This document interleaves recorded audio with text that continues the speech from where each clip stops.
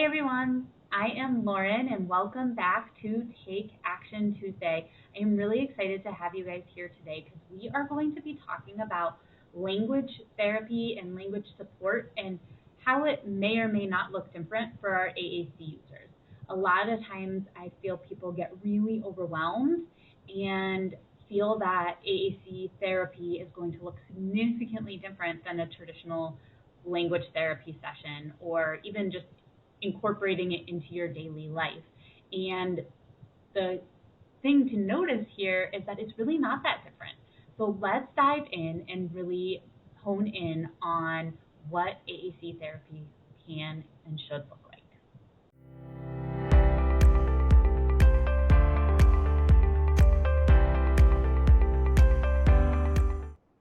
Okay, so you have an AAC device and you are really ready to incorporate it into your therapy session or your daily life, but you are instantly overwhelmed and really don't know what to do. So going back to the intro, language therapy or language support is language support. No matter who you are talking to or what you are doing, whether there's AAC involved and not or not, language is going to be language. Communication is going to be communication. AAC is our tool to support that communication and to support that language development. So with that in mind, I want you to kind of walk through some steps with me to really tease out the goal setting process and what the therapy setting might look like, or if we're not in a therapy session, what your home setting might look like. How is AAC really different than what you're already doing to support your learner? So when we're looking at the goal component, there are a few goals that can be specific to AAC. We look at things like operational goals. Can they turn it on? Can they carry it places with them?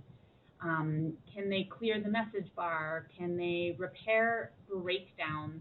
If they're verbally trying to communicate, can they go to the AAC device to repair that breakdown? Or if somebody doesn't hear them on their AAC device, can we go back and say it again so that they can understand? So ultimately, yes, there are going to be device-specific goals. But when you go to the language component, the communication component, the goal here is to build those communication skills, right? So when you ask yourself, what do you want for the child and what does that child want for them, it really likely revolves around different functions of communication, maybe gaining attention from mom, maybe telling someone what they want to eat, protesting an activity versus throwing an item, telling us what they do and don't like. There are a lot of different things here that are really familiar to us, especially as speech therapists, but also as parents and other professionals. You know what your end goal is for your child, and you can see where their frustrations are and how we can support their frustrations. So for those of you that are kind of doing some more advanced language skills, we can also talk about growing grammar or retelling a story. And all of these goals themselves stay the same. Those are all still our goals, but now we're adding in this layer of support. We're gaining attention with their AAC device.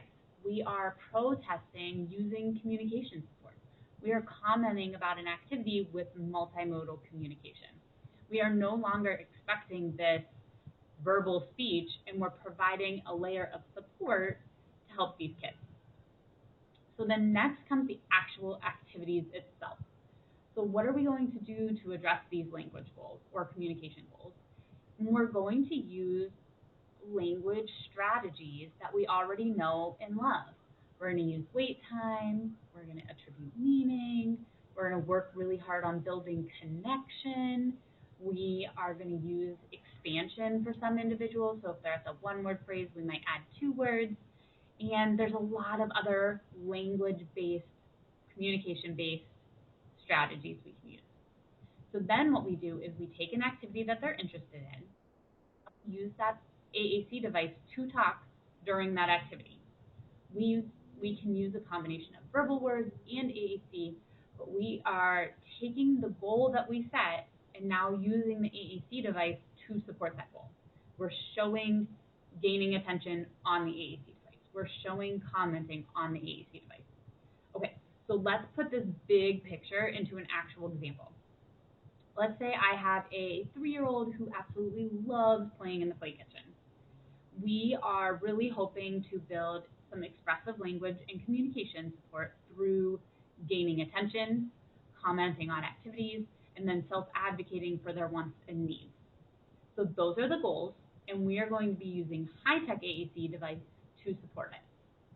So during our play kitchen time, I am talking with AAC and doing these things. I am commenting, hot, yummy, gross. There's a whole bunch of other words you can do, and you can pick a small number of targets or a big targets, and that's a whole different discussion for a different day, but just getting in the mindset of what we could be doing. I am also self-advocating for myself during the activity, but also showing how they can self-advocate also. Help open, get that, turn on. I'm also working on gaining attention, so maybe I am purposely looking away at times just to see what the child will do.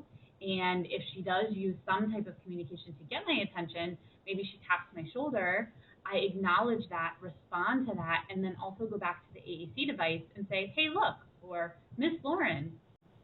And the reality is sometimes you will miss an opportunity to talk with AAC.